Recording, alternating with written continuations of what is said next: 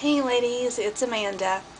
I know it's been a long time since my last video. It's been about 4 months. Really just wanted to tell you all what had been going on and why I haven't been doing any videos. My daughter got really sick in October. She started running a fever. We took her to the emergency room and they admitted her. They told us that she had the flu and that it shouldn't be a big deal. She would be back to school on Monday. She had been in there it was her third day in there. And it was early that morning. We were asleep. I was asleep in the little bed they gave me beside of her bed. And a doctor, 4 nurses, and a respiratory therapist came bursting into the room, and they said, "Get her out of here," talking about me. I jump up, start asking what's going on, just flat out refuse to leave, and the doctor pulled me aside and said that Lily had developed pneumonia, that she was going into respiratory distress, and they were going to fly us out to Cabell Huntington Hospital, which is about 2.5 hours from here. I said, "Why can't we go in an ambulance?" And the doctor said she won't make it. So we were flown out to Cabell Huntington. When we got there, by this point she had already been put to sleep and been put on a ventilator. And she was bagged. I don't know if you know what that means, but they were using that bag to, make her breathe the whole helicopter ride there. We got there. I still didn't really have any answers for my questions. They rushed her back to the pediatric intensive care. They told me to wait in the waiting room, and they would tell me what was going on in about 15 minutes. 15 minutes had went by, still nothing. I called. They said they were still trying to stabilize her and that they would let me know. An hour went by. I called again. They said, "We have her stable. We're going to come and get you in a minute." Meanwhile, I'm on the phone with my husband because he's at home with my 18-month-old. I'm on the phone with him and my mom. My husband was on his way to Cabell Huntington, and he hadn't got there yet, but they took me back into what's called the family conference room. I don't know if you know what that is, but basically no good news is told in that room. That's where they take you to give you the bad news. They took me in there, and I was met by a doctor, Dr. Waldick, a priest, and a nurse. I was told that Lily was really sick, that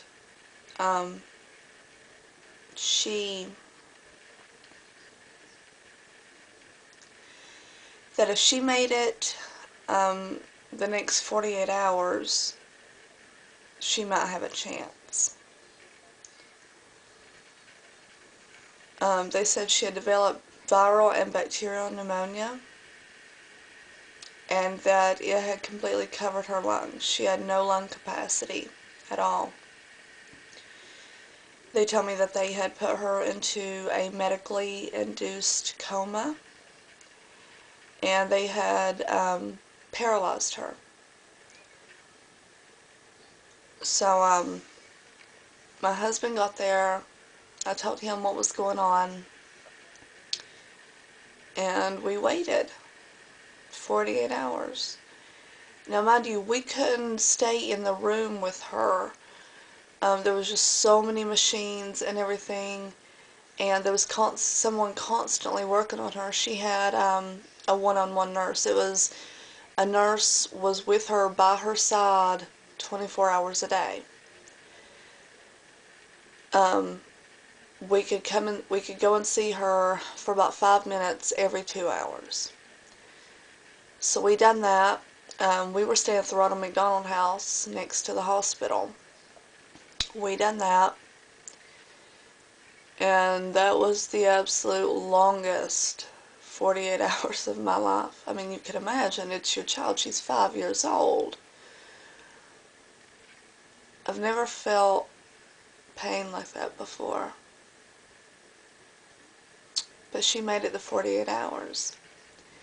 After the 48 hours, they told us, well, now she has about a 60% chance of living. And we started to be able to spend a little bit more time in the room with her.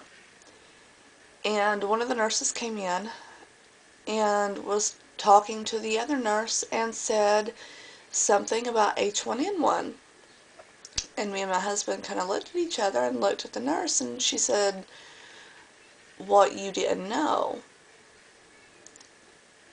We said no. Turns out the hospital that she was at, that we had taken her to, Pikeville, didn't tell us that she had H1N1. They were telling us she had seasonal flu. They hadn't told us at Cabell Huntington because they assumed we knew. Anyway, my daughter ended up having H1N1, viral and bacterial pneumonia,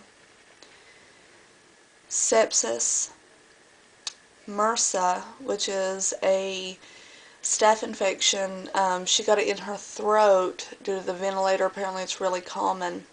The problem is when you mix H1N1 and MRSA, they call it the superbug.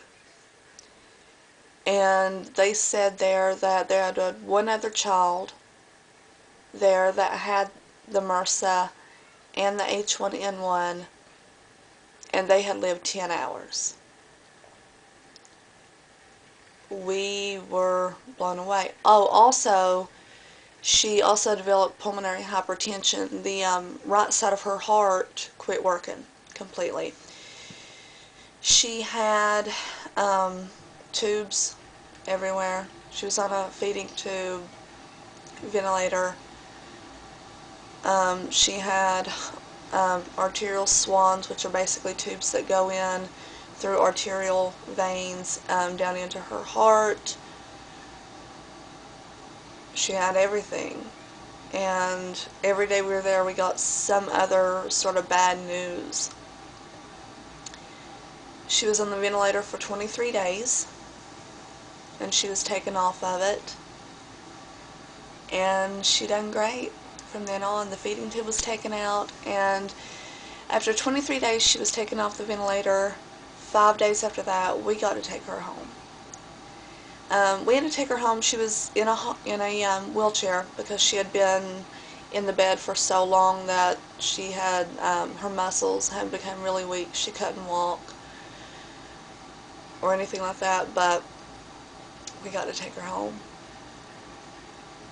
And she's doing great. Now we've had to do a lot of physical therapy, a lot of doctor's appointments, but she is 100% better now. To look at her now, you would never know that, in October, we didn't know if we were going to get to take her home alive. She's doing so great, and things are back to normal now, and I can start making videos again and get my life back to where it was before. And I really just wanted to thank you all that did know, because I do keep in contact with some of you, and that prayed, and I just want you to know your prayers were put to good use. My daughter's here. We're one big happy family again, and it was your support that really helped.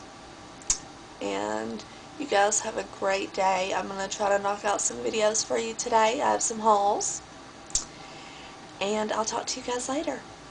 Bye.